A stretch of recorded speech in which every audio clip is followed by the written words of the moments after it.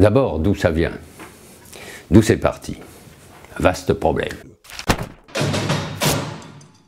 Les messieurs paraîtraient moins fertiles qu'ils ne l'étaient jusqu'à présent.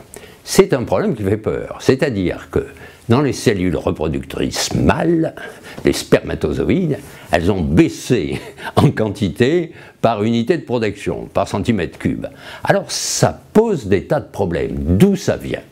Or on a repéré quelque chose qui est une réalité, c'est-à-dire qu'un certain nombre de molécules très diverses, touchant à beaucoup de domaines, qui sont dans le secteur alimentaire comme dans le secteur des médicaments, ne nous appesantissons pas, ont des effets endocriniens. Alors qu'est-ce que ça veut dire endocriniens?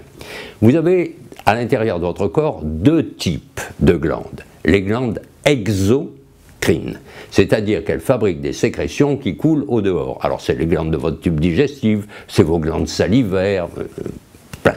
Les glandes exocrines, les glandes qui fabriquent la sueur, c'est les plus évidentes.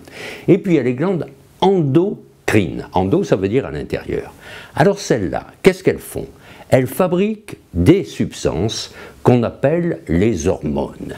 Et ces hormones qui sont fabriquées en très faible quantité, qui sont l'équivalent des enzymes, circulent un peu partout, et ce sont les ciseaux et les aiguilles des molécules. C'est-à-dire que l'organisme utilise ça. Alors ces productions endocriniennes, c'est celle de la thyroïde, des capsules surrénales qui sont au-dessus des reins, bref, de toutes les glandes qui fabriquent ça, du pancréas qui va éviter le diabète, etc.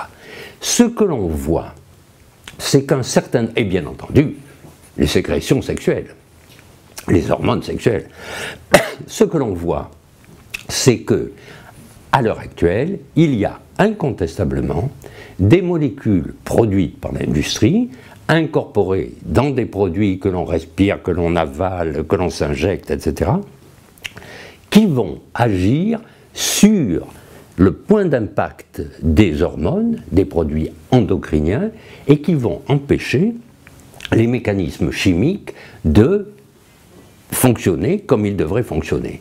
Et alors, on voit un certain nombre de phénomènes qui sont réels. On voit en particulier des alligators qui se féminisent, c'est ça, si vous voulez, des poissons qui changent un peu de comportement sexuel, ça. Il y a un faisceau qui permet de dire qu'effectivement, les perturbateurs endocriniens existent. Maintenant, quel est leur impact réel ? Est-ce que véritablement l'humanité est en train de courir un danger? Eh bien, c'est comme partout. On sait que le risque existe, on ne sait pas jusqu'où ce risque va nous conduire. Et donc, il faut à la fois mesurer le risque et se demander si la population est d'accord pour accepter ce risque et pour le courir. Là, si vous voulez, il y a ce problème essentiel qui est celui de la démocratisation de la science. Les gens ne sont pas idiots, ils peuvent comprendre, il faut leur expliquer. Mais maintenant, quand il y a trop de soleil, tout le monde s'en plaint. Et puis, dans notre siècle qui a peur de tout et de rien, on s'alarme pour tout. Alors, effectivement, il y a deux problèmes qui se posent actuellement, qui sont des problèmes pratiques, quotidiens. Est-ce que les cabines à bronzer qui donnent des ultraviolets sont dangereuses? Ben, vous savez, en médecine,